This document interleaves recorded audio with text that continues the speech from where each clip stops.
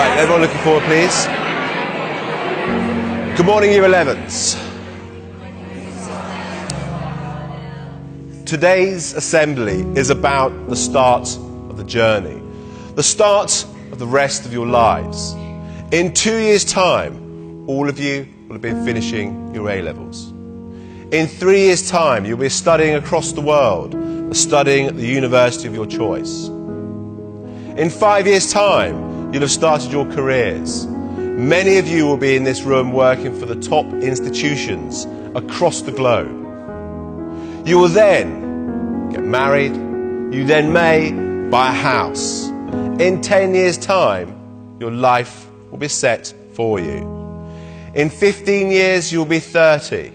And from then on, your path in your life will be set.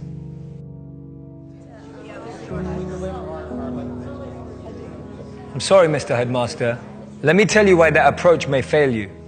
I know people who graduated at 21 and didn't get a job till they were 27. I know people who graduated late at 25 and they found work immediately. I know people who never went to university but found what they love at 18. I know people who found a job straight out of college, making decent money, but hate what they do. I know people who took gap years and found their purpose. I know people who were so sure about what they were going to do at 16 and changed their mind at 26. I know people who have children but are single. And I know people who are married but have had to wait 8 to 10 years to have children. I know people in relationships who love someone else. I know people who love each other but aren't together. So my point is, everything in life happens according to our time, our clock. You may look at some of your friends and think that they're ahead of you, or maybe some of them you feel are behind. But everything happens at their own pace. They have their own time and clock, and so do you. Be patient. At age 25, Mark Cuban was a bartender in Dallas. It took till 32 for J.K. Rowling to be published for Harry Potter after being rejected by 12 publishers.